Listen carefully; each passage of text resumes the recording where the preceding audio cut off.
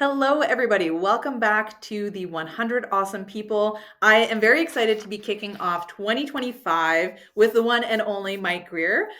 For those of you in the Okanagan, if you are at all involved with youth, have children, anything of the sorts, you probably already know who Mike is. But for those that don't, Mike has been the executive director of Elevation Outdoors since 2015 and has been a part of growing the organization and its impact in all aspects. He started out as a volunteer and has slowly been able to build the organization to where it is today. With a background in hospitality and outdoor recreation, along with a business degree from St. Francis Xavier University, running a small charity allows him to blend his passion for the outdoors and his experience into a career. Having lived all across Canada, as well as some time periods in Florida and the Caribbean, Mike is happy to have found a place to call home that provides access to incredible outdoor recreation and rewarding opportunities to be engaged with the community. In addition to his work with Elevation Outdoors, he is also a founding board member for both the Central Okanagan Climbing Association and the Okanagan Bouldering Society, where he volunteers his time and passion to advocate for climbing access across the region. With all of that said, a big welcome to Mr. Mike. Hello. Hello. Yeah, Thanks for nice. being on the show. Yeah, good to see you. Good to see you too. Happy New Year. Yeah, I guess it's like, we still say that. Yeah. It's like, when is the cutoff for that? It's January like, 31st. Okay, all right. Yeah. Oh, that's firm. Okay. Yeah. Note to self, come February 1st, no more Happy New Year. Yeah, no, in case you were wondering. Okay. It's definitely January 31st. Ooh, all right. So, Mike, in your own words, what is it that you do and why is it important? I have the privilege of running a charity here in the Okanagan, Elevation Outdoors. We provide outdoor recreation, life skill development, and mentorship programming for youth, specifically with a focus on youth who face barriers to access to the outdoors for a variety of reasons. As a person who relies overwhelmingly on sport and time outside as a crutch for my own well-being and mental health, I just can't imagine my own life without it. And so to be able to help others get into that and find that passion, I can't come up with a better job at this point in time. It's been 10 years and I still am like, yeah. I look at other jobs and I'm like, no, I'm all right. That doesn't seem that exciting. No, I'll just stay right here. So I just think mental health, like, you look across the landscape in Canada and, they say 1 in 5, but anecdotally with the people I talk to, like, that's an underrated stat. Like it's definitely higher than that. Youth in Canada come across a mental health challenge at one point or another, and there's not a lot out there that helps you learn how to like deal with that and figure out the skills that maybe you need to be more resilient to that stuff. And but also you look at activity levels in Canada and or lack thereof. It's a serious lack thereof. Yeah. And to be able to help people find an avenue that will hopefully keep them active, we're trying to hook them on. It doesn't so much matter what activity they fall into is like a big passion, but just like find that thing that will help you develop that healthier lifestyle so that like you do get outside and you do engage in recreation, hopefully for a lifetime. Yeah. If you don't use it, you lose it. And definitely. Yeah. The demographic that you serve is youth. You mentioned youth that face barriers to entry. So what does that look like? How does somebody qualify if they have never heard of Elevation Outdoors before? How do they find out if it's a fit for them? Yeah. So we serve youth 12 to 18 is who we specifically target. And then we've got a variety of criteria where somebody can come in and access a speed in one of our core programs at absolutely no cost to them. So there's 6 different avenues they can come in. They're on our website, on our programs page. So if people don't remember everything I have to say in the next few minutes, let's just find it there. Yeah, I'll put a link down there for sure. But the top one, if they're at or below the low income cutoffs that the CRA puts out each year, and then we go a referral from a mental health clinician or practitioner in an effort to make it accessible to as broad an array of people as we possibly can through that. If the parent, guardian, or youth is on any form of social assistance, they can come in that way. Any involvement with the Ministry of Children and Family Development, so whether that's in foster care or just a social worker provided by the ministry, they can get a referral that way. and parole, probation, or restorative justice programming. So trying to reduce recidivism and give kids maybe a healthier avenue to go in life. And then the last one that is also a really big source of youth for us that I'm quite proud of is if they identify as Indigenous, they can access our programs at no cost as well. Yeah. And then for families or youth that don't hit any one of those criteria, we have also... That's a pretty broad net. It is. Yeah. But you still find, there's still people that don't hit one of those or just outside of it.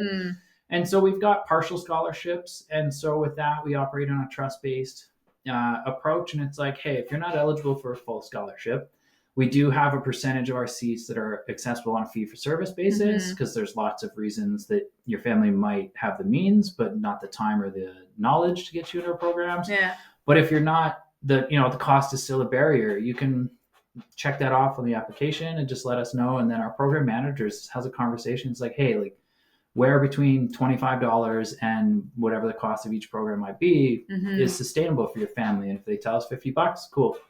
Here you go. Invoice for $50. We're not asking any further questions, because it's, what do I know about everybody's life? That's not for us to decide. And it's just like, I'd far rather you get your kid into this program and have food in your fridge than have to make that choice in between. Yeah. So, yeah. That's amazing. That's such a wide spectrum of service that you guys offer to so many different avenues that can come into the program. Yeah, it was only in 2019 that we expanded. We added the mental health referral and the identifying as Indigenous as avenues to get in. At the same time, we opened it up to the opportunity for partial scholarships, but also for a fee-for-service access. Because it's, I think of a lot of the families I know, and it's just like your kid comes to you and be like, oh, Mom, I want to rock climb. What do I know about rock climbing? Like, how do I... and so to be able to put them into our programs and then know that they're in a safe place, positive mentorship with, positive pro-social activity with other youth their age. Yeah. It also aids in our own sustainability. Yeah. It gives us a little bit of additional revenue to help cover the costs of our programs, but it's one of the, I would say, the most unintended consequences of that shift. What are we, 6 years ago now? Yeah. Is it really helped remove the stigma or reduce the stigma. It used to be back in the day, people like, oh, elevation, like that's just for, that's just for like the, the vulnerable youth. And now it's like, oh, there's the elevation program. That's for everybody. For everyone. And it just really has changed sort of a bit of the vibe around, our programs. And now, that's neat. Yeah. And one of the things I appreciate is now kids can kind of speak about being in an elevation program. And by rights of speaking about being in our program, they're not revealing to their classmates that like, oh, you hit one of these like 4 categories, because it's just like, you don't know why I'm in there. And like, oh, you want to get on my case? Like, I know you also have some mental health challenges. So actually, like, how about I just invite you? Like, you should come. It's a good time, So that's been one of like the really nice like outcomes, like unintended, amazing consequence of like a decision we made just to try and like get more people into our program. Yeah, that's really neat. You mentioned that there in the past was a little bit of stigma around things. Take me back to where it originally started. So this organization, not-for-profit, was founded in 2007. Yeah. And what was the vision and mission at that time, and how has that changed? Yeah, so our founder, a woman in Kelowna named Tori Hansen, she was living in Australia. Her partner is Australian, so they were dad living, working in Australia for a while. She did a lot of work with a similar demographic to whom we serve in our programs, and she also has her master's in experiential education. Cool. And, I didn't know that was a thing until I was like, oh, that's pretty neat. Yeah. So she combined like that knowledge from her education, along with like seeing how well these programs worked in her work experience. So when they moved back to the Okanagan, she had the capacity to put the time and the effort in to get it started. And so it's always been about just like trying to help people gain access to activities that can help them get, a passion that'll keep them healthy and happy for life. And that's still, to this day, what we're focused on. And it's, connect with positive role models, hopefully find some mentorship, but also find some friends and like get into things. There's a lot of barriers to these activities that we do. Yeah. And knowledge being, I would say knowledge is the major one. How, where, when, what do I need? Yeah. And so we from the start, it's always been provide everything that somebody would need. As long as they show up to hop on the bus, you're good. We got you covered. Yeah. So that's awesome. And then it's just been a slow and steady evolution from there. But our first program was like, I think it's 6 kids going snowboarding at Big White. I think I remember that. I think I was chaperoning the after school program, and I would see you guys up there at the same time. Yeah. Oh, the ASP program. Yeah. That's another amazing opportunity for kids to get in, away. It's I would say if you're from the Okanagan of our generation, there's a strong likelihood you were probably part of the ASP program. Which is pretty great. Yeah. With the evolution of Elevation Outdoors, what is it that you guys offer now in the sense of what's the most popular program, and then what's one that maybe isn't as popular that you wish more people knew about? Easily snowboarding, most popular from day one. That's people like, oh, you guys do snowboarding. Like, yeah, we do snowboarding. Last year, we even expanded it. We went from 20 to 30 kids, added a third program. And amazing that we're at 30, but we still had a wait list of like another 30, 35 kids last year. Okay. So it's like our capacity, we're growing, but there's still a demand for that. But it's we've expanded that program now to allow kids to come back and take it, for a second season, in a way to really continue to re-engage them in the sport and also re-engage with us and connect. So it's great when someone comes in when they're 12, but then you see them come back when they're like 14, 15. You're like, oh yeah, you're like a different human now. Yeah. We can have different conversations. They can get a different they take something else out of the program that perhaps they wouldn't when you're 12, other than like snowboarding. This is so much fun. And so that one, I think that'll always, maybe I'll be wrong, but I can't see when snowboarding would not be our most sought after program. No, it's pretty cool. And then the rest of our programs, we actually have a wait list for all of our programs, but brand new just this past September, we launched a skateboard program. Oh, wow. First time ever. I do not skateboard. I dropped in on like day 5 of the program. The kids were already like more confident and like willing to do stuff that was like, I'm an old man. Nah. Hey man, if you give me one of those blow up, like sumo suits or like the blow up air suits that just cover me from head to toe, I will do pretty well everything because I can just bounce and I don't have to worry about breaking my bones. I wonder if you get, those like in balls, like if you're like, Zorb balls. Put me in a Zorb somehow with a skateboard. So if I fall, I'm just going to be okay. Brilliant. It's a new sport. Yeah. Just invented.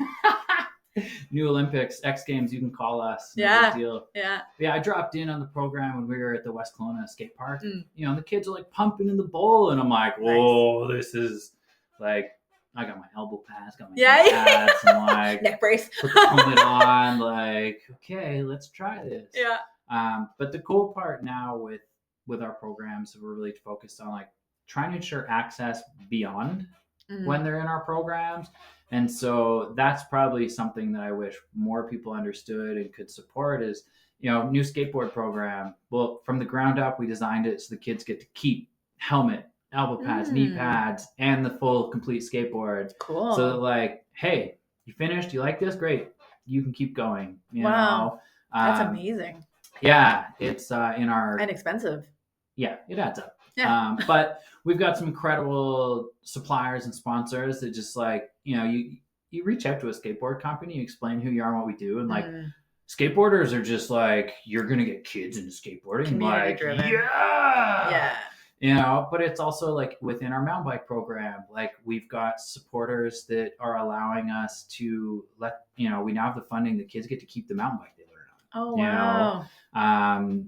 Come through our snowboard program, and in a future year you get a season pass to help you maintain access to the sport. So it's I'd say that's one of like the more unknown aspects. I had no idea. And that's a critical, in anything, whether it's an organization, a business, a habit, it's the follow through, it's the follow up, it's the keeping going of the thing. So it's always cool to have a new experience. Mm-hmm. But like you say, how do you make this so it's a lifelong thing that you're going to keep doing forever, even after you've graduated from the program? Like over the holidays, I was blessed. My sister came up to visit from Texas, and like my brother, sister, and I sat on a chairlift, and like we all went snowboarding together. And it's just like, yeah, I bet when like mom and dad put me on skis when I was 3, like this, I don't know if you think about, that far out as a parent, that like, oh, here we are, like, a whole bunch of years later, and like the kids still all go out and do this together. Like, and I'm actually waiting for, this will be like an awesome, but also like a really sad day for me when the first kid in elevation comes to me. Is like, you taught my mom how to snowboard. And I'm like, no, I am that old now. But it's like also really cool that like, sweet, like now it's an intergenerational, hobby within your family. And like, what a privilege to be able to like create that for people. But it's gonna like, my heart will break a little bit, and I'll be like, excuse me, I need to go over there and just like cry a little bit, and I'll be right back. I've been around for so long that I am now the wall boards. No big deal though. But yeah, that'll be pretty sweet. That'll be a good milestone. We had just recently one of my staff, he plays rugby in town, and like one of the kids came through our program a bunch of years ago, is now playing rugby in the club with him, and he's like, hey, like, does that like bearded long hair guy still do that? And I was just like, that's cool.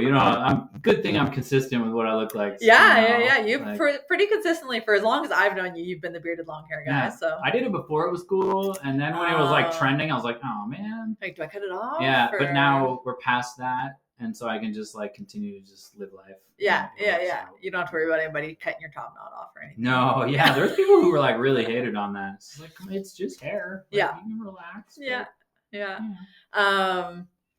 Consistency is a huge thing, especially in the nonprofit world. I mean, I feel like it's a double-edged sword. You either see people that are lifers in a position and they're there for forever, and they are the bearded long hair guy that was doing it 10 years ago, is still doing it now, and will still be doing it 10 years from now. Or you get such high burnout and turnover that you just don't see the same people for more than a few years. I'd say that's one of the biggest challenges of like our industry is we're still trying to overcome that belief and mentality from a lot of like donors and even just the general public. They're like, oh, but you work for a nonprofit. Oh, okay. So I should be vastly underpaid for my talent because I've chosen to try and focus on like doing really good. Yeah. But if I took that talent and like sold widgets and gadgets, you're okay if I make $1 million? Like, huh. Yeah. Interesting. And so I think that really does contribute to the burnout, because it's, here in the Okanagan, life isn't cheap. And it's like, how do you ensure that your frontline staff and those like young people coming into the industry that have that enthusiasm and could become those new lifers can afford to stay? The burnout is, we're lucky, where I like to refer to us as like social work light.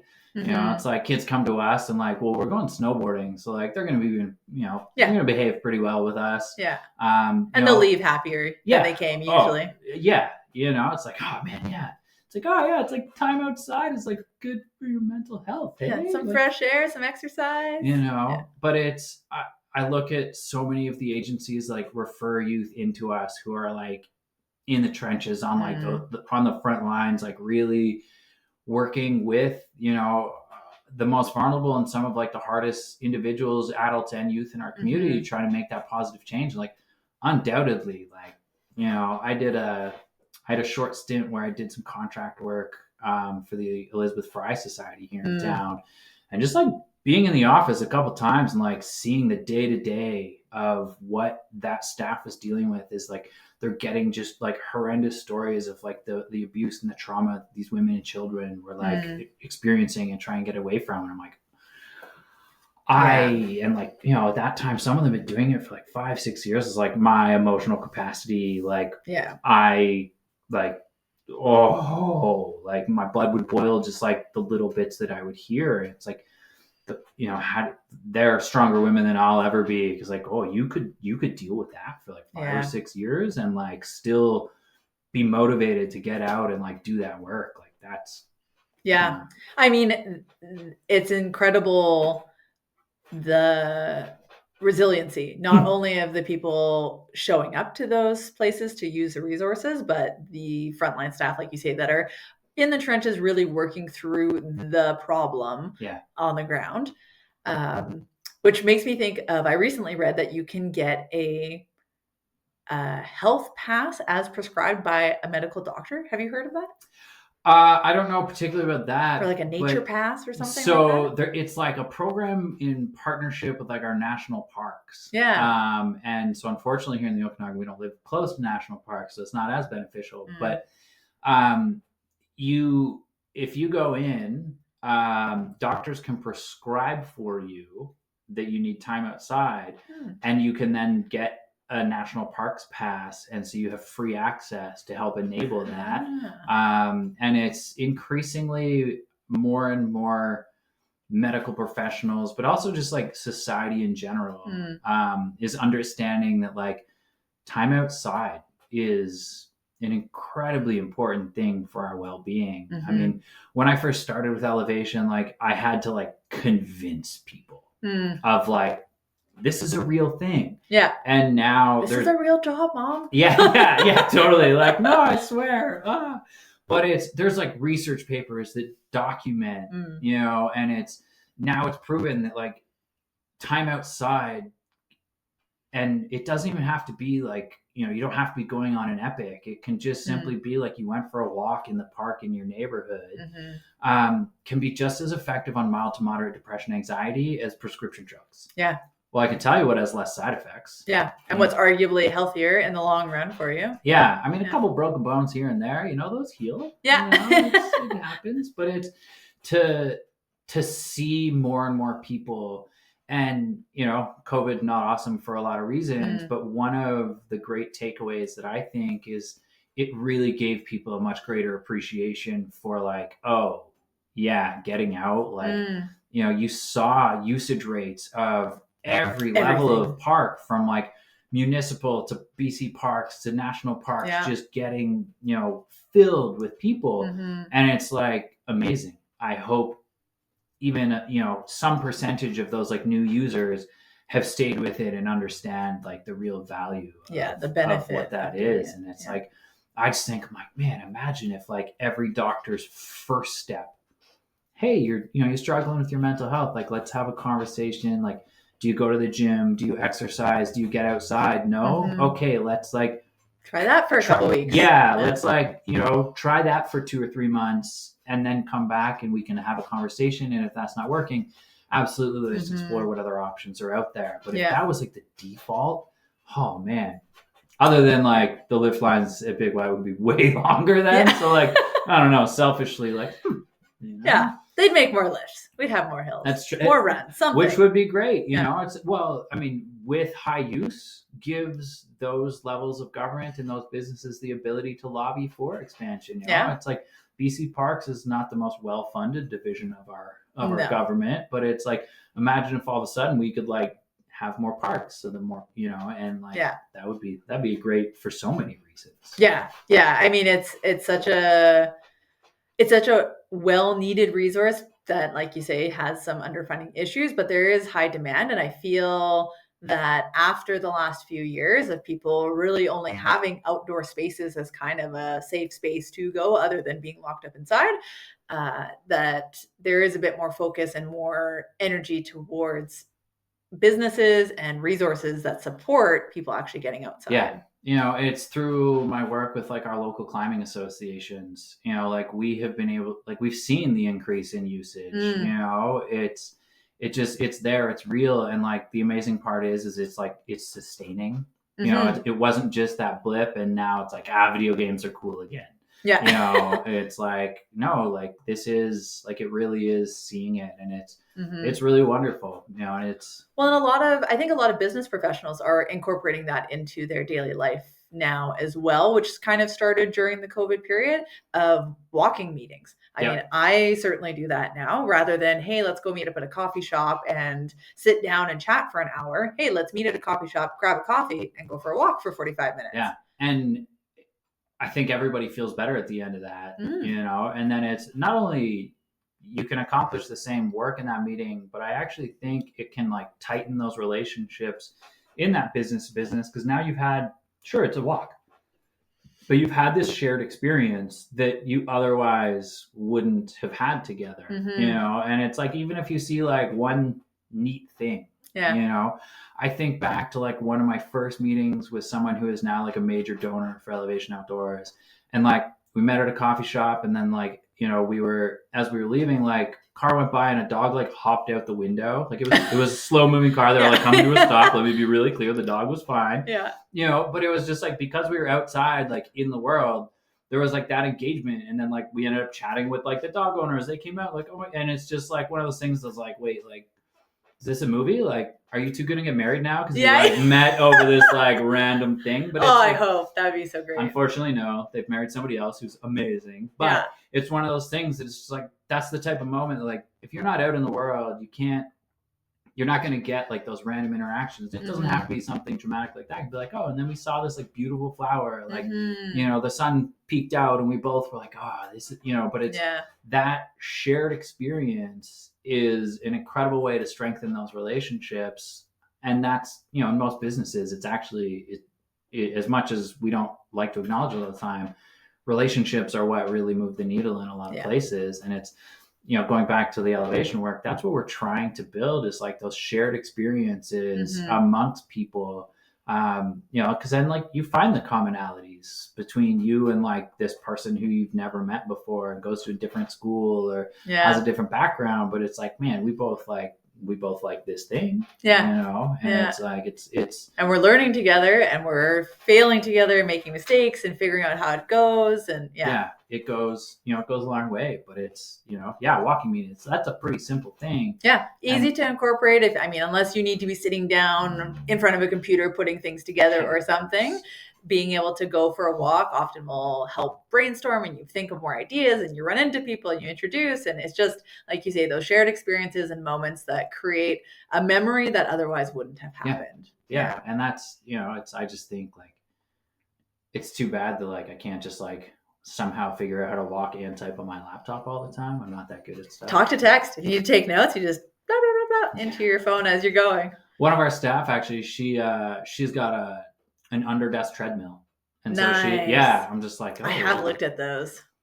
Facebook Marketplace keeps popping them up because I looked once and now they just keep popping now up. You want one. Like, I'm gonna want one pretty quick. But it's in chatting with her, she's just like, some days like you don't even realize it, and now you've just been walking for the past 3 hours, and it's just like, whoa, like, okay, that you get those 10,000 steps a day we're all supposed to get pretty quickly if you're working away while doing that. It's also very good brain capacity. If she can type, text, work, write, drink tea, and be walking the whole time, I'm impressed. I'm not as convinced that, like, I feel like my learning curve on that. I'm like, ooh, like I need to move every spilly thing away from my laptop just in case I have a bit of a trip.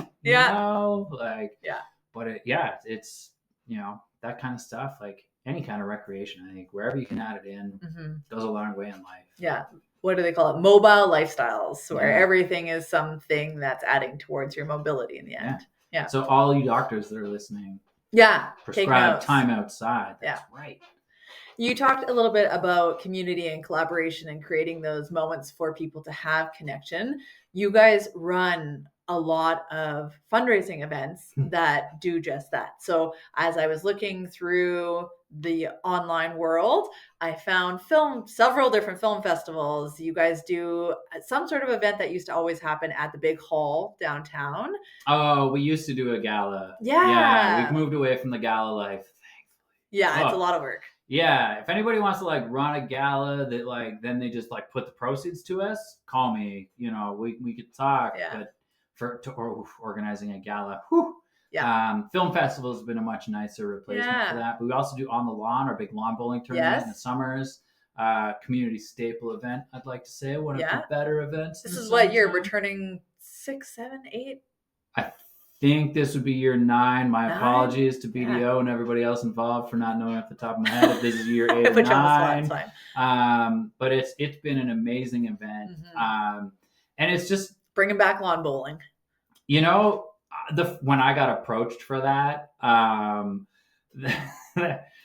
was like, I mean, sure, you're going to organize this event. It's going to benefit us. Like, why not? Sure, I'm not going to say no to this. I was like, but lawn bowling? Like, I don't know. Like, the only exposure to that was like in my grandma's like retirement facility. I knew they had a lawn bowling pitch. Yeah, that nobody used. Yeah.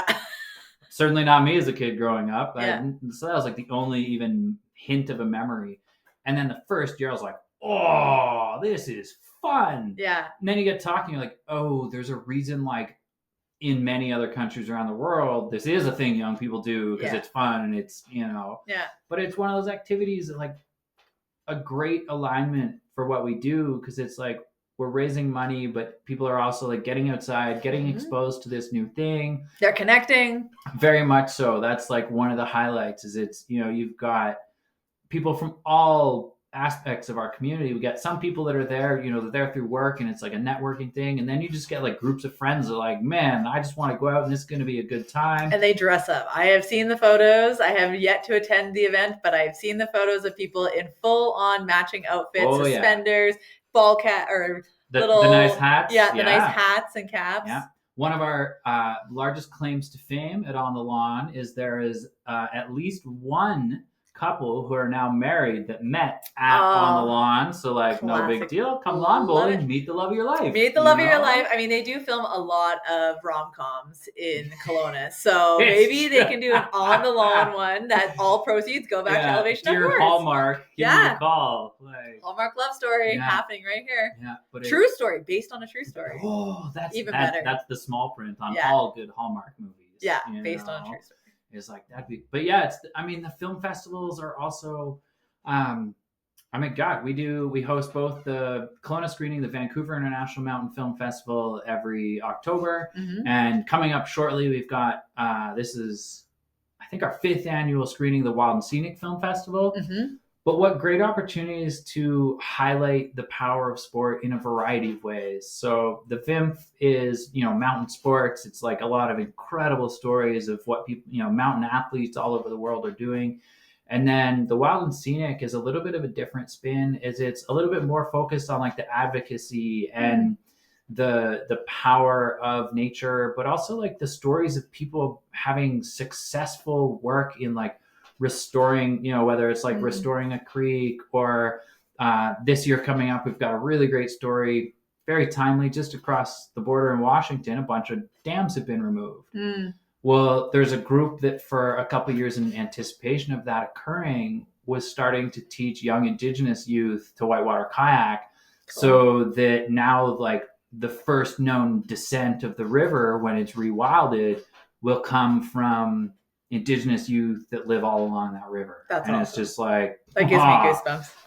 I watched it and I was like, yes, but also like amazing. Like, can I come? Can I come along? Like, it's like, I'm not good at whitewater kayaking, but like, I'll cook food for you. Like, please. But it's just an incredible, like, but those are the stories that I think we need to see as a community. And like the broadest sense of community is that like there are wins, there are some incredible success stories, but also just like the power of time outside and what that can do, for people. Like it's, but also awareness and fundraising for Elevation Outdoors. Like those are 2 of our biggest fundraising events, but the spin-off impacts of those are also incredibly well felt. Last year at the VIMF, was made a comment that we were looking for board members. Someone in the audience is now on our board of directors and an incredible addition, like strong background in like governance and could bring that experience into our board. And he's like, yeah, I first heard about you guys. I was just like at the VIMF and like looked in and saw the blog on your website. Looking for board. And it's just like, you never know where the next person who's going to have an incredible impact on our organization is going to come from.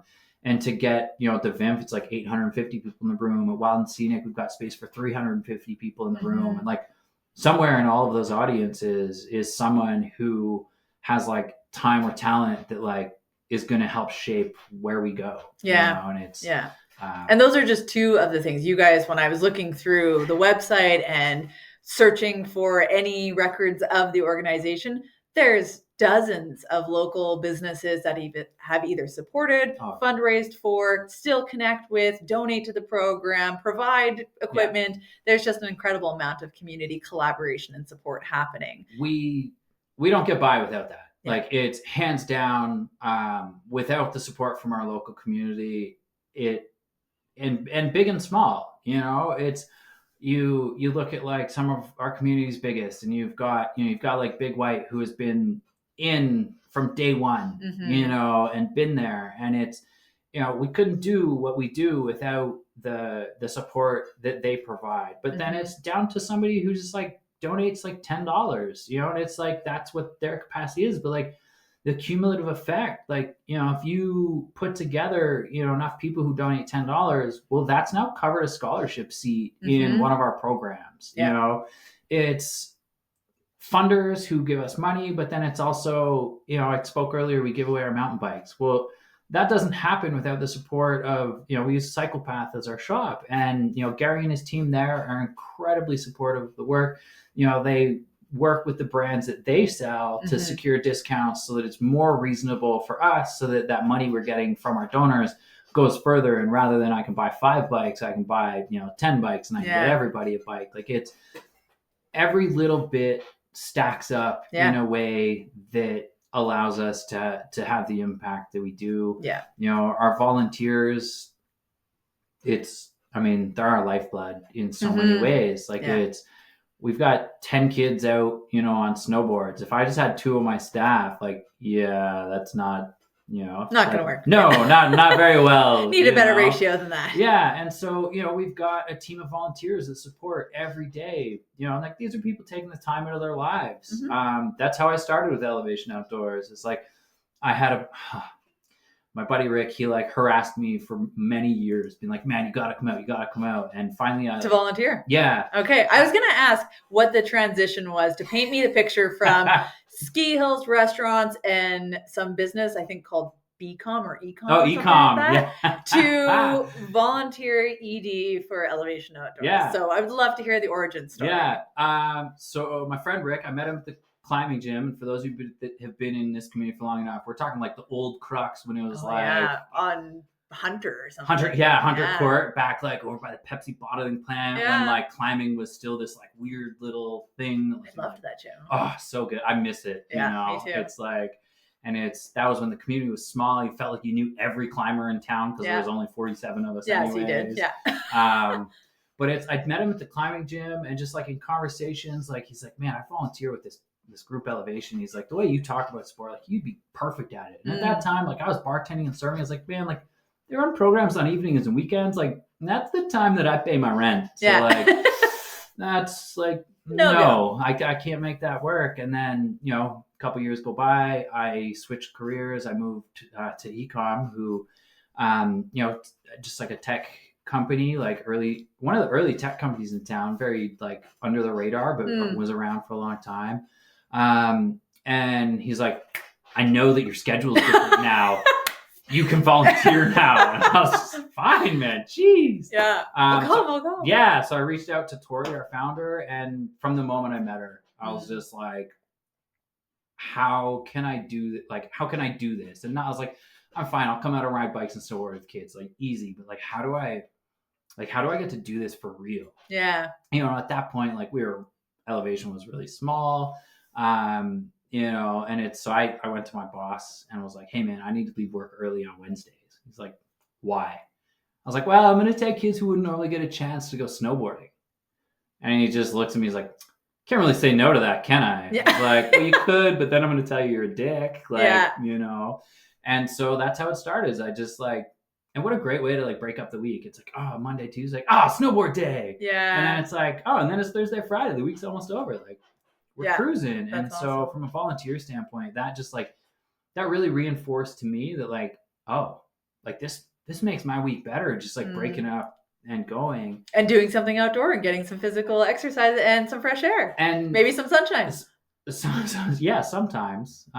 It's in the winter, it's like we're up there in the evenings. Yeah. Although like those moments when it's like you're getting into like late February, early March, and like you're up with kids who like haven't spent a lot of time in the mountains, and like you're up there and the sun is setting and you're just like looking out from Big White, and it's just like those moments you just like look at the kid and like, you're up there with kids who like, people would be like, oh, they're tough kids. I'm like, yeah, we're all just looking at this beautiful crying. Like, I'm not crying, you're crying. I got goggles on. It's cold. Yeah. And so that was the start. Is I just like started riding bikes and snowboarding with the kids, but you could see the impact, and it honestly re-sparked my love for snowboarding. It's like I started snowboarding when I was 8, and so now I'm 32 years of snowboarding later. But to see those moments of like when someone links their turn for the first time, and I remember that moment after many smacks onto my butt. Now I'm a snowboarder.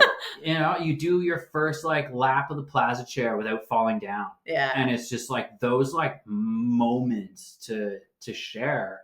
And I was like, how do I continue to do this? Yeah. And there's so many moments in that story of you getting there that stand out to me. One being somebody seeing a fit in you, somebody seeing an opportunity, your friend who is like, I'm going to follow you until I know you can volunteer and you have time, and then I'm going to make it happen, because they saw obviously some natural connection there. I love that he pursued you on that.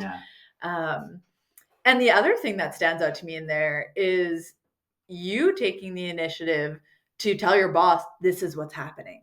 There's so many people who say, oh, I want to, but I can't because of work or this or that. Sometimes the bold progress towards I want this and just stating it and making it happen is enough for a boss or a supervisor to go, oh, okay, I guess I can't really say no to that, because you're kind of doing an amazing thing for some kids who really need it. And I think particularly now, like workplaces understand or many, we'll say more workplaces, not all, but more workplaces now have a greater understanding that like by allowing your staff to explore those things, they're probably going to be more engaged and happier in their work when they're there, because you're supporting these other pursuits that allow them, allow that. And which is good for the bottom line. Oh, for any of the bosses listening, you want more engaged, happy employees who will then be more productive in the time that they're at work, rather than them spending that half day of Wednesday sitting at their desk, drumming their pen on the desk going, man, I wish I was not here. I could have been snowboarding right now.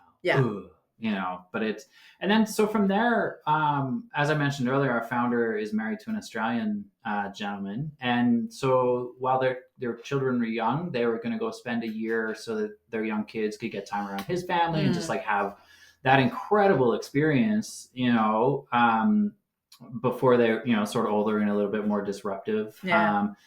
And I was the one to be like, I'll give it a shot. Yeah, sure. Pick like, me. You want me to try this? And it just like, started small. We were at that point, we were an $86,000 a year enterprise. Yeah. And so I worked, that was 2015. And it wasn't until COVID hit that Elevation became truly like my only job. Wow.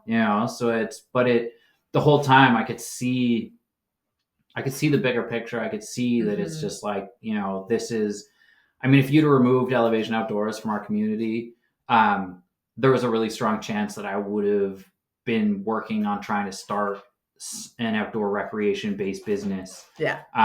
To fill that gap, because it exists. It wasn't around in my early years in town. And now I'm quite proud of the fact that like, there are people who want to get into outdoor recreation and work in sort of this space that we're creating jobs for, and they can get that introduction and see that there are avenues to a career, in this space, that can keep them here, that are going to pay well enough for them to be able to afford to live here. Yeah. And it's a long, slow process, but I went, I worked, gosh, I did all kinds of stuff like in the years in between. It reached a point with ecom where it's like, well, I wanted to put more of my time and just like my full brain into elevation. And so I left ecom and just like picked up, I was doing a day of work down in Penticton at Hoodoo Adventures, doing outdoor recreation work. And I saw that you organized some sort of. We did the ski to tree. Yeah, the ski to tree. I saw something about that. That was for longtime residents here. You'll remember the ski to sea. Start at Big White and multi-stage race. And with Hoodoo, I got to be a part of like trying to bring that back into the community, and it was really fun. Like I look at it now and I'm like, whew, like those people, like there was one year, a solo athlete, young woman.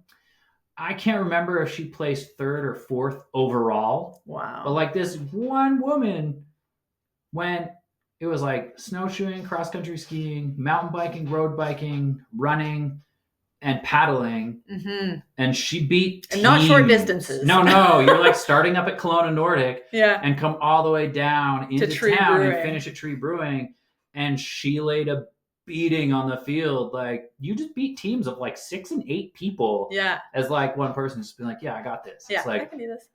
But that was a really eye-opening experience because it like showed me areas of our community that like I wasn't well versed in. It's like at that point in time, like I didn't know. I knew Kelowna Nordic like existed. Yeah. But to just like learn that they're out there and they're there, and now I have a better understanding. Like, gosh, that's like a world-class facility. Like, available to anyone. Right there, and so just like the journey of getting to do that, I coached rock climbing program at Beyond the Crux here in town. Got to coach sort of the youth team there for a while. And you're still heavily involved in the climbing community. I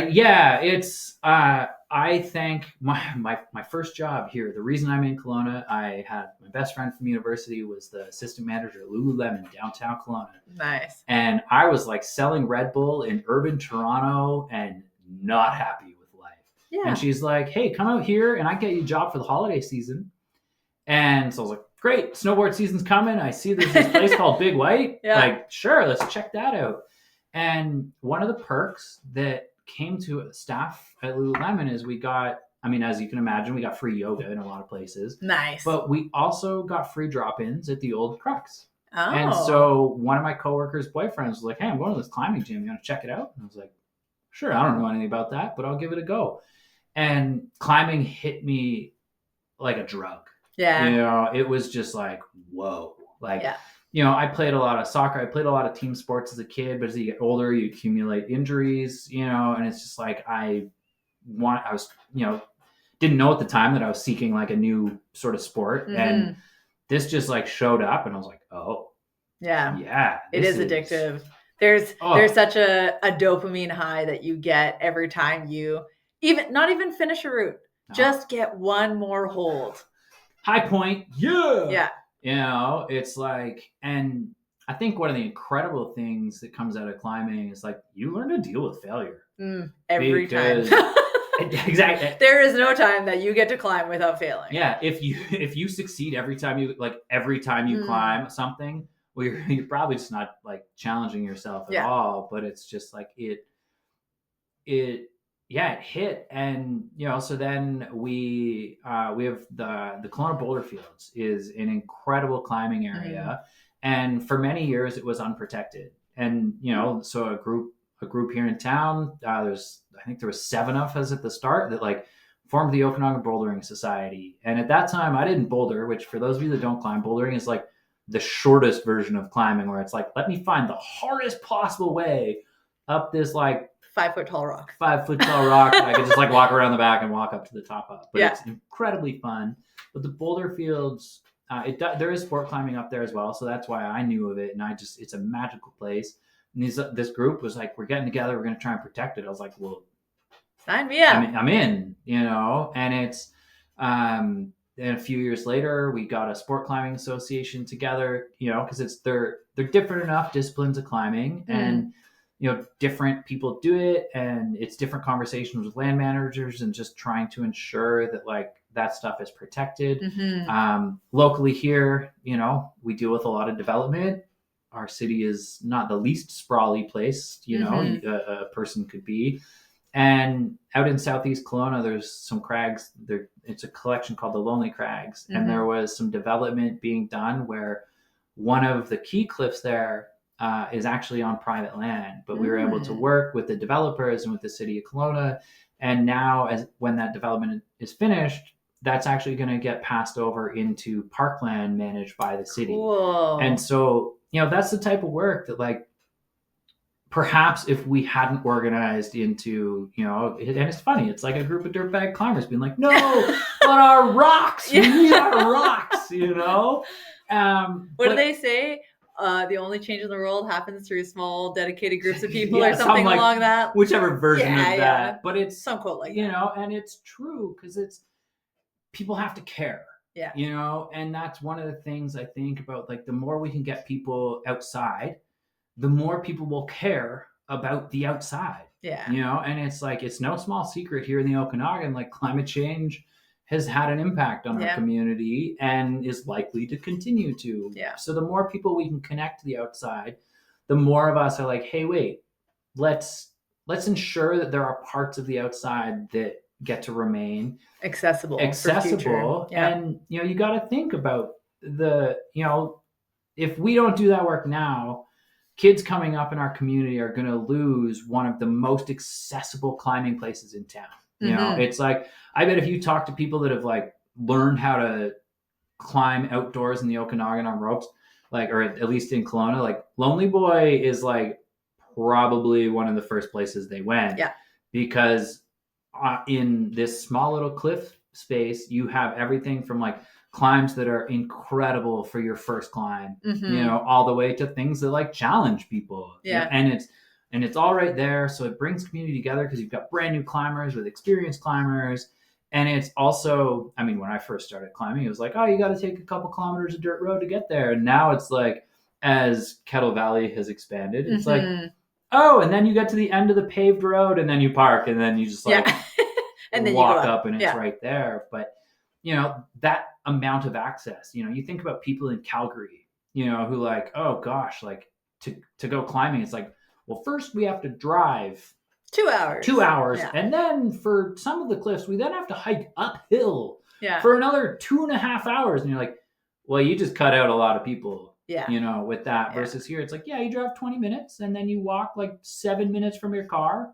And then you're there. And you can go do that after work. Yeah. You know, and it's that's accessible. Yeah. Those are the types of places. I mean, I think lots of places need protection, but those are some of the most important ones because it allows for many urban dwellers who were losing touch with like nature and with the power of that time outside to gain easier access to these things that can then inspire, you know, a love for it. And now those, you know, when that project is done, there's going to be trail networks that get established and link it into like the Johns Family Regional Park that the RDCO manages. And so it now becomes part of like a greater sort of recreation hub in that part of our community. And so it's like, those are the pieces that like, you know, little small groups of dirtbags, like, you know, we're doing can make happen. Yeah.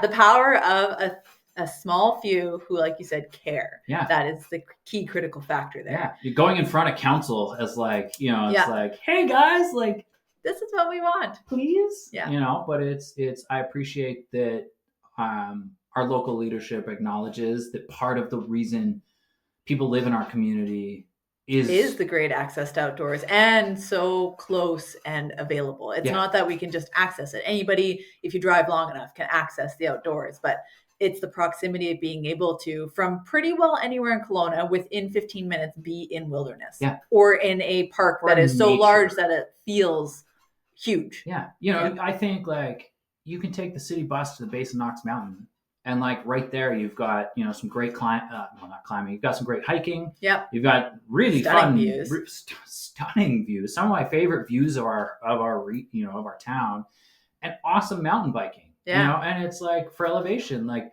that's a city-owned resource, city-managed resource, and like we're able to take young people from our community, and for many of them, that's like one of the first introductions to mountain biking. It's like right here on this like community-owned resource. Yeah. You know, and it's just like I've ridden Knox Mountain.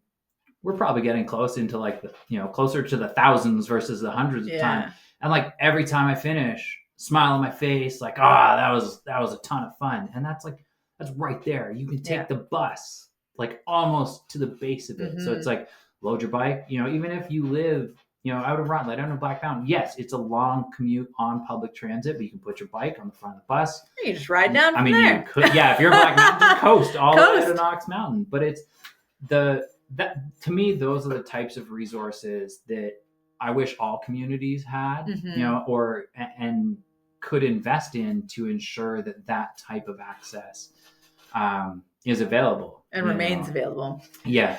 And so in 2025, what has you excited as far as what Elevation Outdoors is doing this year? Oh man. I guess some of this is carryover from 2024, from our 2024, but like last year we expanded our mountain bike program, we expanded our snowboard program, and we launched a skateboard program. And so to see that growth continue, that's 30 new seats in our programs to get kids outside, but it's just like continue to develop as an organization. This is the most staff we've ever been able to carry. We've had some. What are you at?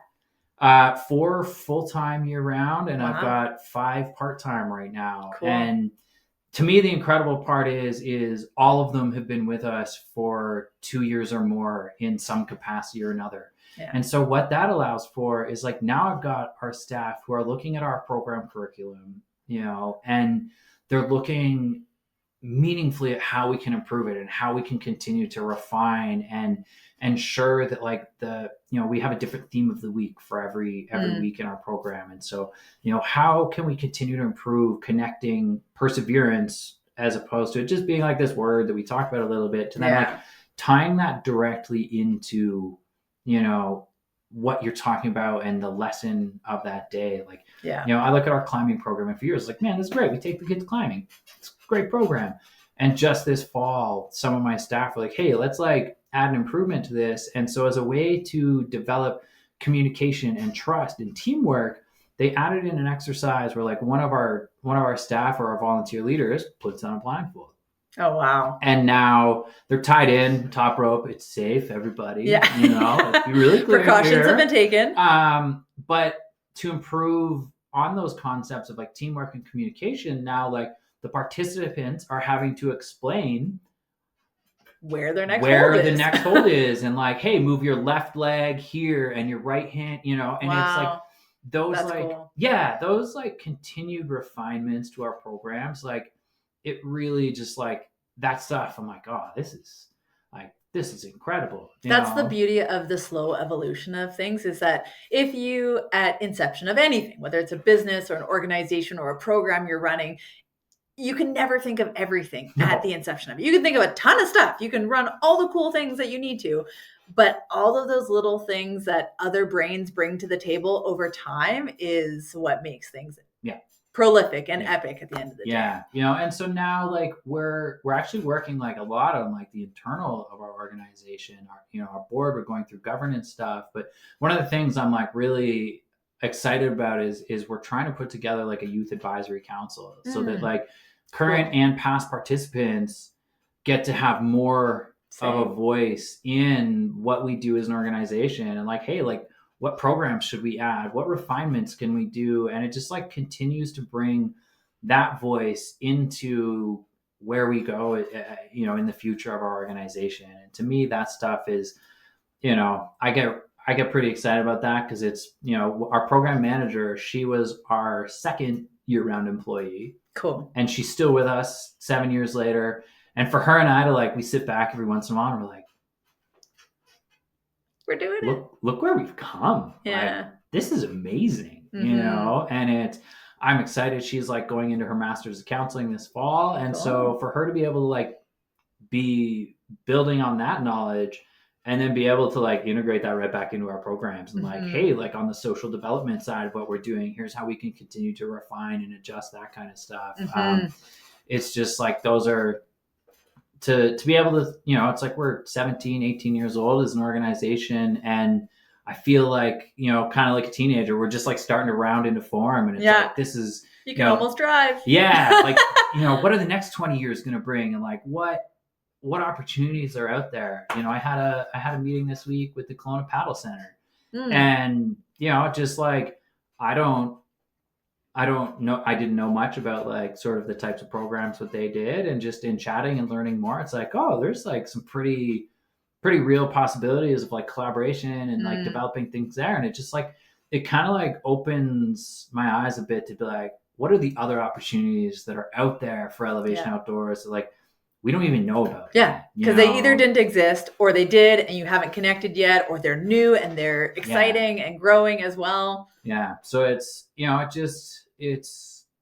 think there's a lot, but it's, it's just like those like, there's still a lot of like, we're doing stuff for the first time, this coming summer through support from the Stover Foundation, we are going to take a group of kids to Cathedral Lakes, cool. and it's, as long as it's open again, still waiting, outcomes of the fire. But this will be the first time we like intentionally target previous graduates of our programs who have aged out and like gone on with life, to try and bring them back and just like reconnect with them, see what they're up to. And again, just try and like learn and just like connect and see like, hey, like, what are you up to? Where have you gone? How did what we do, shape where you've gone? But also just like to be able to create these opportunities for like youth who, these weren't the types of opportunities we could create when they were coming through our programs. It's just like, this is new stuff. And so, our early years of our leadership program, we're just, we were figuring it out. And so like, to go on a big trip like that wasn't a part of that program at that time. Whereas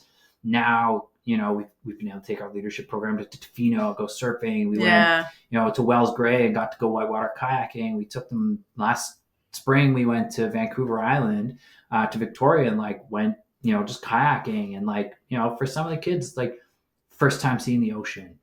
First time like, on a big trip. It's one of the kids, we get to the ocean, he's like, can I drink it? And it's like, sure, man, like go. It'll be salty, but you go for it. But it's just like to see like that kind of joy. And those were the things that weren't possible, in our early years. And so now to like connect back with some of these kids and bring them back and be able to, hey, like, you guys believing in us and doing this program in the early years allowed it to come to this. But now, like, also, what are you up to? How you been? It's like, we have kids, like, they come in when they're 12, 13 in our programs.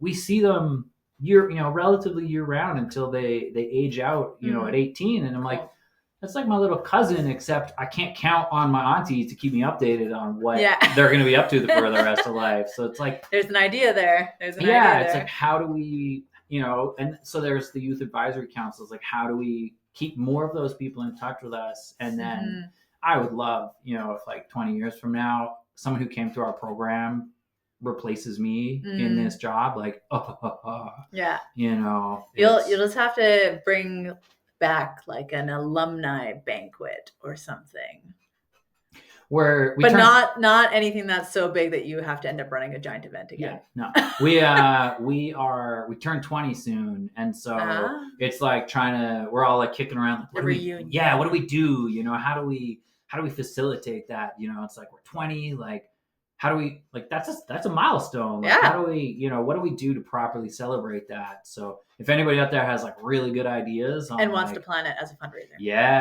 That's right. And wants to plan it as a fundraiser, or just wants to plan it and not have it cost us money. Like, if it's just like a break even thing, that's cool too. We're out there. So amazing. Well, for this year, we are starting a tradition on this podcast of having our guests pick a question out of the random golden bowl. You can't see them ahead of time. I'm gonna go with green because it's my favorite color. Okay. Do I have to read it, or are you gonna read it? I can read it. Yeah. Okay. Well, I mean, it's your new tradition. I don't want to. The question you have pulled is, what is the biggest sacrifice you have ever had to make? Like, professionally? You pick whatever realm you want to dive into. Whoa. I know, we just suddenly go real deep at the end. Whoa.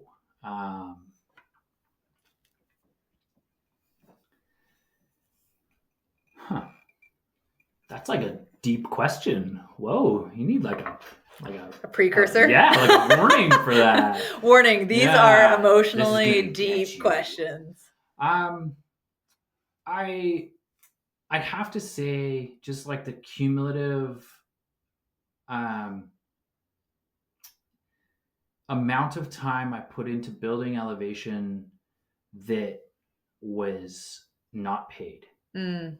I started with Elevation in sort of late 20s, early 30s. And, that's when you're just like coming into like peak earning years of your life. And it took a lot. But it also, to see the impact it has. So it's like, was it a sacrifice? I don't know. But like, it is a sacrifice. You sacrificed a lot of time where you could have been out partying or hanging out or getting that big corporate job that's going to make you a multimillionaire. You sacrificed a lot of time. And I don't think that reaping the results of the sacrifice makes your sacrifice any less. Yeah. But I just think like, there was a lot of years there where it was like long, like working 3 jobs. Like it's not the funnest thing you can do. Yeah, I can think of a few other things I'd rather do. Yeah. But it also is, I could see the big picture. I could see, and it's just like, even if it was never going to be me, that Elevation was able to be like a career for, which, I'm lucky and it has unfolded that way. I always knew that it needed to be done. And it's like, well, at that point I was young. I had the bandwidth in my life and, the capacity to do so. And it's like, well, it's always like someone should do something. Yeah. Well, eventually, like we're all someone to everybody else. Yeah. And it's just like I got really lucky. And you didn't get lucky. You worked your butt off. I mean, right place, right time, right? It's like I had to be in the place to get those opportunities. So like there's always a bit of luck, and then like you get lucky with the people around you.